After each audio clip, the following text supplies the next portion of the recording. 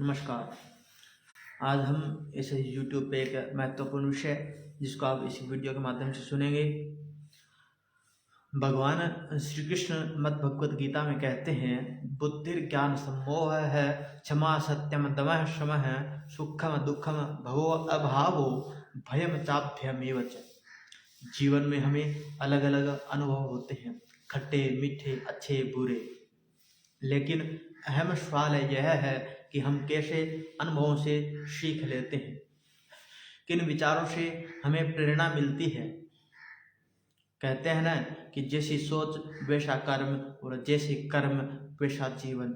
जिसे भी आप भगवान मानते हैं, क्या वह अच्छे गुण, अच्छे कर्म, अच्छे स्वभाव और अच्छे विचारों के प्रतीक और प्रमाण नहीं। भगवान राम की बात करें तो एक और उन्होंने अपने पिता की आज्ञा का पालन करने के लिए सरलता से अयोध्या के राज का अधिकार छोड़ दिया। उनके मन में इस बात पर कभी संदेह या द्वेष उत्पन्न नहीं हुआ। उन्होंने अपने आप पर विश्वास किया कि अयोध्या के राज सिंहासन के बिना भी वह स्वयं अपना जीवन उत्तम बना सकते हैं। दूसरी ओर रणभूमि में पूर्ण बोर खेड़ा होने का पूर्ण प्रमाण दिया। इसी तरह आप भगवान श्री कृष्ण को भी देखिए।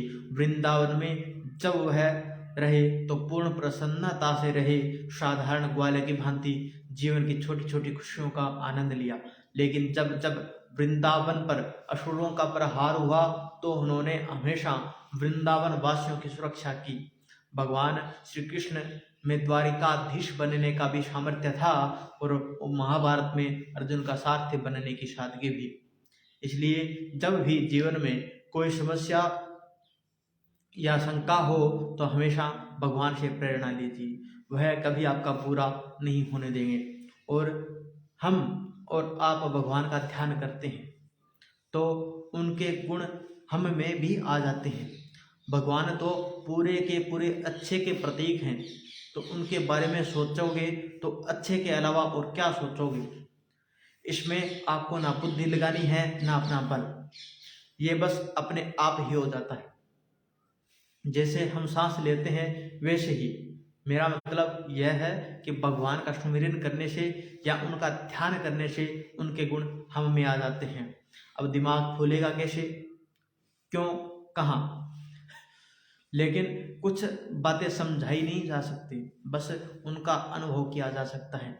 जैसे हवा हम देख नहीं सकते लेकिन उसे हम महसूस कर सकते हैं। उसे हम जान सकते हैं कि हवा आ रही है। उसी प्रकार बस यही अनुभव उनके सत्य होने का प्रमाण भी होता है। आपके दिमाग में भी अगर क्या और कैसे वाले सवाल आ रहे हैं तो बस इस बात को आजमा कर देख लग जाइए भगवान का सुमिरन और ध्यान करने में। कुछ अच्छी बातें आपके जीवन व्यवहार में आ जाए तब हमें बताइएगा।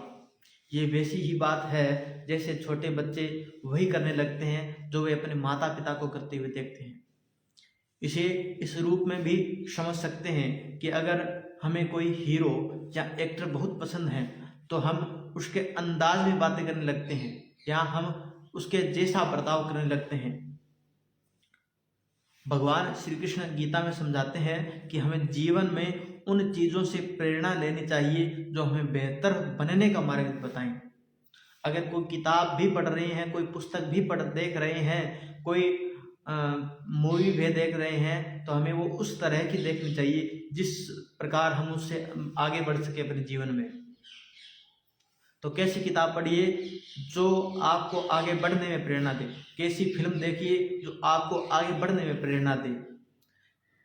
कृष्ण को अपना आदर्श बनाना चाहिए जो आपको अपने जीवन में आगे बढ़ने पर प्रेरणा दे। आप उसको देख करके मोटिवेट हो जाओ।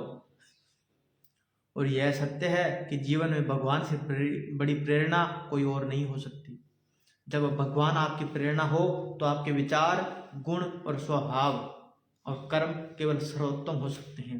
लेकिन आप जिस जीवन का पाठ ले रहे हैं वह सर्वोत्तम से भी परे हैं, सर्वोत्तम से भी ऊपर हैं। इसलिए आप जिस तरह का सोच रहे हो भगवान उससे भी ऊपर हैं। आप जिसको देखना चाहते हो,